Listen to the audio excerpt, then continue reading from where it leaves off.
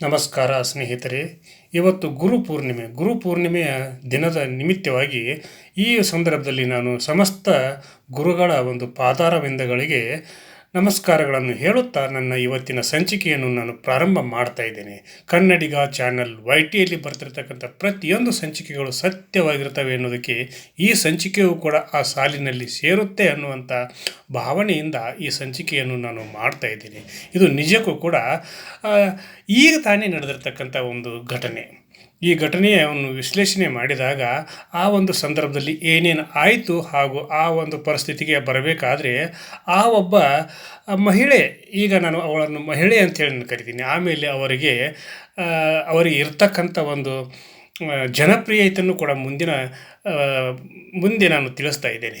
ಹೀಗಿರಬೇಕಾದ್ರೆ ಈ ಸಂದರ್ಭದಲ್ಲಿ ಮನುಷ್ಯನಿಗೆ ಯಾವ ಯಾವ ರೀತಿಯಾಗಿ ಕಷ್ಟಗಳು ಹಾಗೂ ಸುಖಗಳು ಬರುತ್ತವೆ ಅನ್ನೋದಕ್ಕೆ ಈ ಸಂಚಿಕೆಯ ಸಾಕ್ಷಿ ಅನ್ನುವಂಥ ಭಾವನೆ ನನ್ನದು. ಯಾಕಂದರೆ ಎಷ್ಟೋ ಕೋಟ್ಯಾಂತರ ಹಣವನ್ನು ಸಂಪಾದನೆ ಮಾಡಿ ಐಷಾರಾಮಿ ಜೀವನವನ್ನು ಸಾಗಿಸ್ತಿರ್ತಕ್ಕಂಥವರು, ಅವರಿಗೂ ಕೂಡ ಏನಾದರೂ ಒಂದು ಕೊರತೆ ಇರುತ್ತದೆ ಅನ್ನೋದಕ್ಕೆ ಸಾಕ್ಷಿ ಈ ಸಂಚಿಕೆ. ಹೀಗಿರಬೇಕಾದ್ರೆ ಈ ಸಂಚಿಕೆಯಲ್ಲಿ ಬರ್ತಿರ್ತಕ್ಕಂಥ ಆ ಒಬ್ಬ ಮಹಿಳೆ ಯಾರು, ಅವಳ ಬಾಳಿನಲ್ಲಿ ನಡೆದಿರತಕ್ಕಂಥ ಘೋರವಾದಂಥ ಕಠೋರ ಸತ್ಯಗಳೇನು ಹಾಗೂ ಅದರಿಂದ ಅವಳು ಪಾರಾಗಿ ಈ ಒಂದು ನಿರ್ಧಾರಕ್ಕೆ ಬರಲಿಕ್ಕೆ ಕಾರಣಗಳೇನು ಅನ್ನುವಂಥ ಒಂದು ವಿಷಯವನ್ನು ಕೂಡ ಈ ಸಂದರ್ಭದಲ್ಲಿ ನಾನು ಪ್ರಸ್ತಾಪ ಮಾಡ್ತಾ ಇದ್ದೇನೆ. ಹೀಗಿರಬೇಕಾದ್ರೆ ಅವರು ಒಬ್ಬ ಕನ್ನಡದ ಹೆಸರಾಂತ ನಟಿ.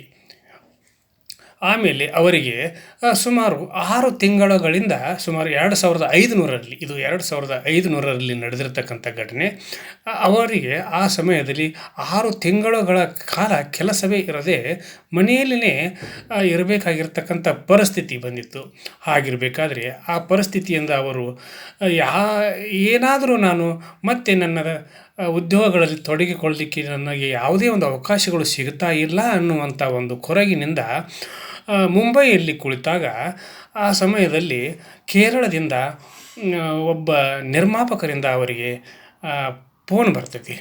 ಬಂದಾಗ ಆ ಕಾಲನ್ನು ರಿಸೀವ್ ಮಾಡಿ ಮಾತಾಡಿದಾಗ, ಇಲ್ಲ, ನಾನು ಕೇರಳದ ಒಬ್ಬ ಚಲನಚಿತ್ರ ನಿರ್ಮಾಪಕ, ನಿಮಗೆ ಒಂದು ಒಳ್ಳೆಯ ಪಾತ್ರವನ್ನು ನಾನು ನಿರ್ಮಾಣ ಮಾಡ್ತಿರ್ತಕ್ಕಂಥ ಸಿನಿಮಾದಲ್ಲಿ ಅವಕಾಶವನ್ನು ಕೊಡ್ತೀನಿ, ನೀವು ಎಲ್ಲಿದ್ದೀರಿ ಅಂತ ಕೇಳ್ತಾನೆ. ಇಲ್ಲ, ನಾನೀಗ ಬಾಂಬೆದಲ್ಲಿದ್ದೀನಿ ಅಂತ ಹೇಳ್ತಾರೆ. ಇಲ್ಲ, ನೀವೇ ಫ್ಲೈಟಿಗೆ ಟಿಕೆಟನ್ನು ಅರೇಂಜ್ ಮಾಡಿಕೊಂಡು ನೀವು ಬನ್ನಿರಿ, ಇಲ್ಲಿ ಬಂದ ಮೇಲೆ ನಿಮಗೆ ನಾನು ಫ್ಲೈಟ್ ಟಿಕೆಟ್ ಹಾಗೂ ಇಲ್ಲಿ ಇರಲಿಕ್ಕೆ ನಿಮಗೆ ವ್ಯವಸ್ಥೆಯನ್ನು ನಾನು ಮಾಡ್ತೀನಿ ಅನ್ನುವಂಥ ಮಾತನ್ನು ಹೇಳಿದಾಗ 6 ತಿಂಗಳುಗಳಿಂದ ಚಲನಚಿತ್ರಗಳಲ್ಲಿ ನಟಿಸದೆ ಹಾಗೆ ಮನೆಯಲ್ಲಿ ಕುಳಿತಿರ್ತಕ್ಕಂಥ ಈ ಸಂದರ್ಭದಲ್ಲಿ ಮತ್ತೆ ಅವಕಾಶಗಳು ಒದಗಿ ಬಂದವಲ್ಲ ಅನ್ನುವಂಥ ಒಂದು ಸಂತೋಷದಿಂದ ಅವರ ಆಪ್ತ ಸಹಾಯಕರನ್ನು, ಅಂದರೆ ಅವರ ಹೆಸರು ನರಸಿಂಹರನ್ನು ಕರೆದುಕೊಂಡು 3 ಗಂಟೆ ಸುಮಾರಿಗೆ ಅವರು ಫ್ಲೈಟ್ ಹತ್ತಾರೆ ಕೊಚ್ಚಿಗೆ ಹೋಗಲಿಕ್ಕೆ. ಹೋಗುವಂಥ ಸಮಯದಲ್ಲಿ ಅವರು ಅಲ್ಲಿಗೆ ಕೊಚ್ಚಿಯನ್ನು ಕೂಡ ತಲುಪ್ತಾರೆ. ಅಲ್ಲಿ ಅವರಿಗೆ 3 ಸ್ಟಾರ್ ಹೋಟೆಲಿನಲ್ಲಿ ಒಂದು ರೂಮನ್ನು ಕೂಡ ಆ ನಿರ್ಮಾಪಕರು ಬುಕ್ ಮಾಡಿರ್ತಾರೆ. ಆಮೇಲೆ ಅಲ್ಲಿ ಹೋಗಿ ಅವರು ಫ್ರೆಶ್ ಆಗಿ ಕುಳಿತಿರುವಾಗ ಆ ನಿರ್ಮಾಪಕರ ಕಡೆಯಿಂದ ಅವರಿಗೆ ಫೋನ್ ಬರ್ತೈತಿ. ಇಲ್ಲ, ನಾವು 9 ಅಥವಾ 9:30 ಗಂಟೆಗೆ ನಿಮಗೆ ಭೇಟಿ ಆಗಲಿಕ್ಕೆ ನಾನು ಬರ್ತೀನಿ, ಅಲ್ಲಿವರೆಗೆ ನೀವು ಕಾಯಿರಿ ಅನ್ನುವಂಥ ಸಂದೇಶವನ್ನು ಫೋನ್ ಮುಖಾಂತರ ಹೇಳಿದಾಗ, ಆಯಿತು ಬನ್ನಿ ಸರ್ ಅಂತೇಳಿ ಹೇಳ್ತಾರೆ. ಆಮೇಲೆ ಅವರು ಕೆಳಗಡೆ ಹೋಗಿ ಊಟವನ್ನು ಮಾಡಿ ಬಂದು ಮತ್ತೆ ಅಲ್ಲಿಯೇ ಕುಳಿತುಕೊಂಡಾಗ ಅವರ ಆಪ್ತ ಸಹಾಯಕರಿಗೆ ಹೇಳ್ತಾರೆ, ನರಸಿಂಹ ಅವರಿಗೆ, ಇಲ್ಲ, ಸ್ವಲ್ಪ ಅವರು ನಿರ್ಮಾಪಕರು ಬರ್ತಾರೆ, ಲೈಟಾಗಿ ಸ್ವಲ್ಪ ಮೇಕಪ್ ಮಾಡಿರಿ ಅಂತ ಹೇಳಿದಾಗ, ಆಯಿತು ಮೇಡಮ್, ನಾನು ಮೇಕಪ್ ಮಾಡ್ತೀನಿ ಅಂಥೇಳಿ ಅವರು ಮೇಕಪ್ಪನ್ನು ಕೂಡ ಮಾಡ್ತಾರೆ.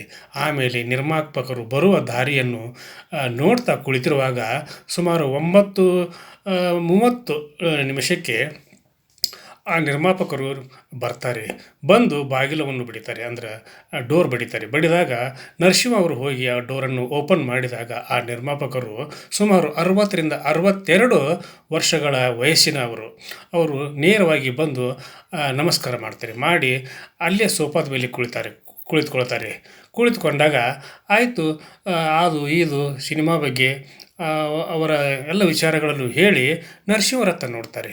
ಇಲ್ಲ ನೀವು ಸ್ವಲ್ಪ ಹೊರಗಡೆ ಹೋಗ್ರಿ, ನಾವು ಮಾತಾಡೋದಿದೆ ಅಂತ ಹೇಳ್ತಾರೆ. ಆವಾಗ ನರಸಿಂಹ ಅವರಿಗೆ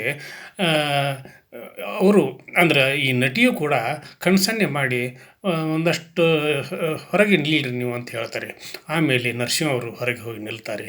ನಿಂತಾಗ ಅವರು ಅದು ಇದು ಮಾತಾಡ್ತಾ ಒಬ್ಬ ನಟಿಗೆ ಇಲ್ಲ ನಿಮ್ಮ ಜೊತೆಗೆ ನಾನು ಪರ್ಸ್ನಲ್ಲಾಗಿ ಸ್ವಲ್ಪ ಸಮಯವನ್ನು ಕಳಿಬೇಕು, ಆಮೇಲೆ ನನ್ನ ಚಿತ್ರದ ಒಂದು ವಿಷಯವಾಗಿ ನಿಮ್ಮ ಜೋಡಿ ನಾನು ಚರ್ಚಿಸ್ತೀನಿ, ಆಮೇಲೆ ಆ ಚಿತ್ರದಲ್ಲಿ ನೀವು ಆ, ನಟಿಸಬಹುದು ಅನ್ನುವಂಥ ಒಂದು ವಿಚಾರವನ್ನು ಪ್ರಸ್ತಾಪ ಮಾಡಿದಾಗ ಆಯಿತು ಸರ್, ನೋಡೋಣ ಅಂತ ಮಾಡ್ತೀವಿ ಅಂತ ಹೇಳ್ತಾರೆ.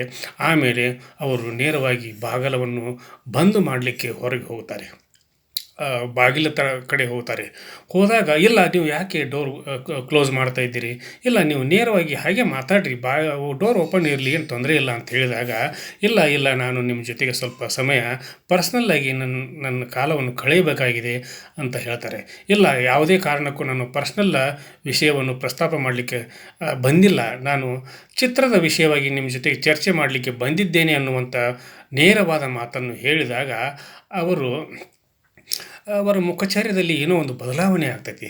ಆಮೇಲೆ ಅವರು ಸಿಟ್ಟಿನಿಂದ ಹಾಗೆ ಡೋರನ್ನು ಗುದ್ದಿ ಹೊರಗೆ ಹೋಗ್ತಾರೆ. ಆಮೇಲೆ ಇಂಥ ಪರಿಸ್ಥಿತಿ ನಿಜಕ್ಕೂ ಕೂಡ ಈ ನಟಿಗೆ ಬಂದದ್ದು ಒಂದು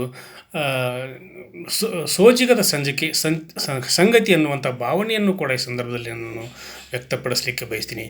ಯಾಕಂದರೆ ನಿಜಕ್ಕೂ ಕೂಡ ಈ ಒಬ್ಬ ಪ್ರತಿಭಾನ್ವಿತ ನಟಿಯವರು ಹಾಗೂ ಕನ್ನಡ ಚಲನಚಿತ್ರರಂಗದಲ್ಲಿ ಹೆಸರನ್ನು ಮಾಡಿರ್ತಕ್ಕಂಥವರು. ಆಮೇಲೆ ಘನತೆ ಗಾಂಭೀರ್ಯದಿಂದ ಹಾಗೂ ಮರ್ಯಾದೆಯಿಂದ ಬದುಕ್ತಿರ್ತಕ್ಕಂಥ ಈ ನಟಿಗೆ ಇಂಥ ಒಬ್ಬ ನಿರ್ಮಾಪಕರು ಈ ರೀತಿಯವರಿಗೆ ಮನಸ್ಸಿಗೆ ಘಾಸಿ ಮಾಡಿದ್ರಲ್ಲ ಅನ್ನುವಂಥ ಕೊರಗಿನಿಂದ ಅವರು ಮತ್ತೆ ವಾಪಸ್ ಬರ್ತಾರೆ. ಬಂದಾಗ ಅವರಿಗೆ ಆದಂಥ ಘಟನೆಗಳನ್ನು ಈ ಘಟನೆಯನ್ನು ಅವರೇ ಕೂಡ ಹೇಳಿದ್ದಾರೆ ಕೂಡ.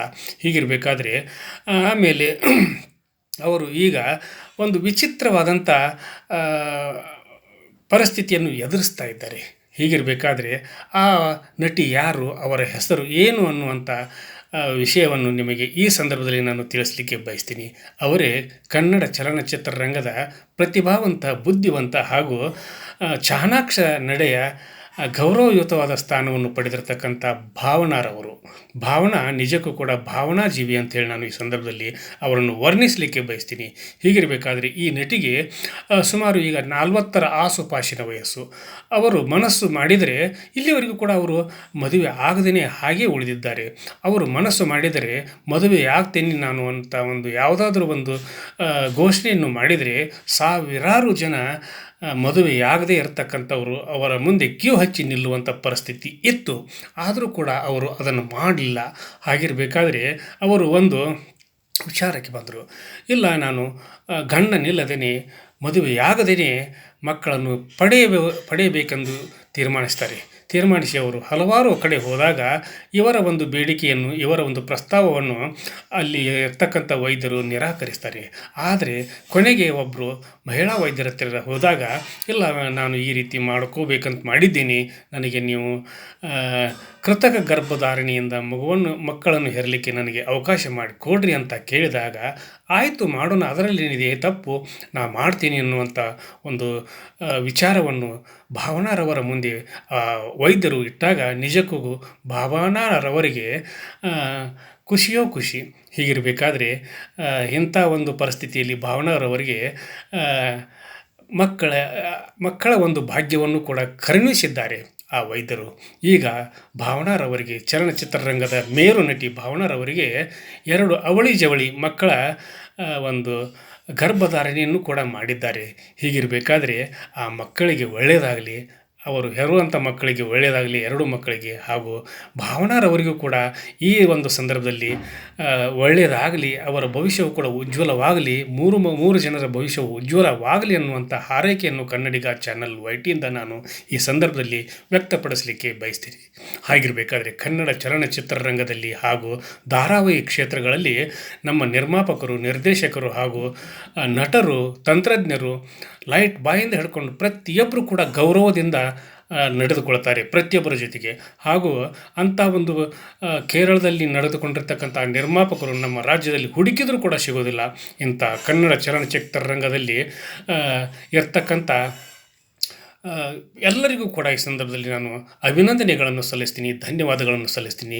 ನೀವು ನಿಜಕ್ಕೂ ಕೂಡ ಕನ್ನಡ ನಾಡಿಗೆ, ಕನ್ನಡ ಜನತೆಗೆ ನೀವು ತೋರ್ತಿರ್ತಕ್ಕಂಥ ಪ್ರೀತಿ, ವಿಶ್ವಾಸ ಹಾಗೂ ನಿಮ್ಮ ಟೀಮಿನ ಜೊತೆಗೆ ನೀವು ನಡ್ಕೊಳ್ತಿರ್ತಕ್ಕಂಥ ಒಂದು ಒಳ್ಳೆಯ ಬಾಂಧವ್ಯ, ಸ್ನೇಹಪರ ಹಾಗೂ ಕಾಳಜಿಯುತವಾಗಿ ನೀವು ಅವರನ್ನು ನಡೆಸ್ಕೊಳ್ತಿರ್ತಕ್ಕಂಥದಕ್ಕೆ ನಾನು ವಿಶೇಷವಾಗಿ ನಿರ್ಮಾಪಕರು ಹಾಗೂ ನಿರ್ದೇಶಕರನ್ನು ಈ ಸಂದರ್ಭದಲ್ಲಿ ಅಭಿನಂದಿಸುತ್ತಾ, ಕನ್ನಡಿಗ ಚಾನಲ್ YT ಇದು ನಿಮ್ಮೆಲ್ಲರ ಚಾನಲ್ಲು, ಸಮಸ್ತ ಕನ್ನಡಿಗರ ಚಾನಲ್ಲು. ಕನ್ನಡಿಗ ಚಾನಲ್ YTಯಲ್ಲಿ ಬರ್ತಿರ್ತಕ್ಕಂಥ ಪ್ರತಿಯೊಂದು ಸಂಚಿಕೆಗಳು ಸತ್ಯವಾಗಿರ್ತವೆ ಅನ್ನೋದಕ್ಕೆ ಈ ಸಂಚಿಕೆಯು ಕೂಡ ಸಾಕ್ಷಿ.